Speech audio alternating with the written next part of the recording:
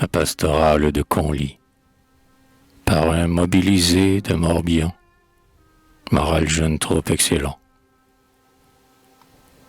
qui nous avait levés dans le mois noir, novembre, et parqués comme des troupeaux, pour laisser dans la boue, au mois plus noir, décembre, les peaux de moutons et nos peaux, qui nous a lâchés là, vides, sans espérance, sans un levain de désespoir, nous entre-regardant, comme cherchant la France, comique, faisant peur à voir.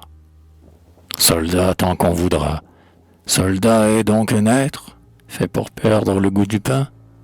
Nous allions mendier, on nous envoyait paître, et nous paissions la faim.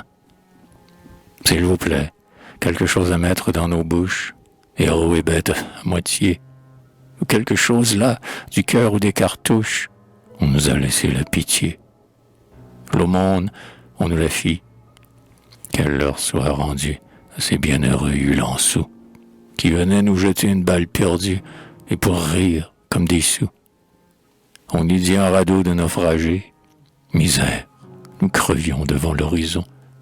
Nos yeux troubles restaient tendus vers une terre. Un cri nous montait.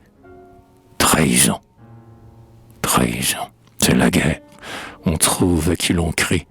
Nous, pas besoin. Pourquoi trahi?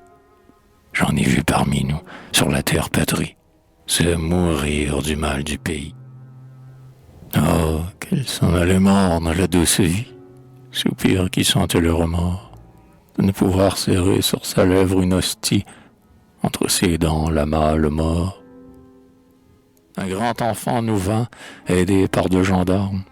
Celui-là ne comprenait pas, tout barbouillé de vin, de sueur et de larmes, avec un biniou sous son bras. Et il s'assit dans la neige en disant « Ça m'amuse de jouer mes airs, laissez-moi. » Et le surlendemain, avec sa cornemuse, nous l'avons enterré. Pourquoi? Pourquoi? Dites-leur donc, vous du 4 septembre, à ces 20 000 croupissants, citoyens décréteurs de victoire en chambre, tyrans forains puissants. La parole est à vous, la parole est légère, la honte est fille, elle passa. Ceux dont les pieds verdis sortent à fleur de terre se taisent. Trop vert pour vous, ça? Ah, Bordeaux, n'est-ce pas? C'est une riche ville, encore en France, n'est-ce pas? Elle avait chaud partout, votre garde mobile, sous les balcons marquant le pas. La résurrection de nos boutons de guêtre est loin pour vous faire songer. Et vos noms, je les vois collés partout, ô maître. La honte ne s'est plus rongée. Nos chefs, ils faisaient bien de se trouver malades, armés en faux turcs espagnols. On en vit quelques-uns essayer des parades avec la troupe des guignols. Le moral, excellent. Ces rois avaient des reines.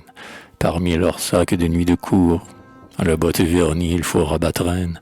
La vaillance est sœur de l'amour. Assez. Plus n'en fallait de fanfares guerrières. À nous, brutes garde-moutons. Nous, ceux-là qui restaient simples à leur manière. Soldats catholiques, bretons. Ceux-là qui tombaient bâillant la bataille, ramas de vermine sans nom, espérant le premier qui vint crier « Canaille !» au canon, la chair à canon. Allons donc, l'abattoir, bestiaux galeux qu'on rosse, on nous fournit aux Prussiens. Et, nous voyant rouler plat sous les coups de crosse, des Français aboyaient. Bon chien, à la lie, ramenez, les perdus, Dieu les compte, abreuvés de banal dédain, poussés, traînant aux pieds la savate et la honte, crachés sur nos foyers éteints. Va, toi qui n'es pas bu, aux fosses de Conly, dont nos jeunes sang appauvris, qu'en voyant regermer tes blés gras, on oublie nos os qui végétaient pourris. La chair plaquée après nos blouses en guenilles, fumier tout seul rassemblé. Ne mangez pas ce pain, mère et jeune fille, l'ergot de mort est dans le blé.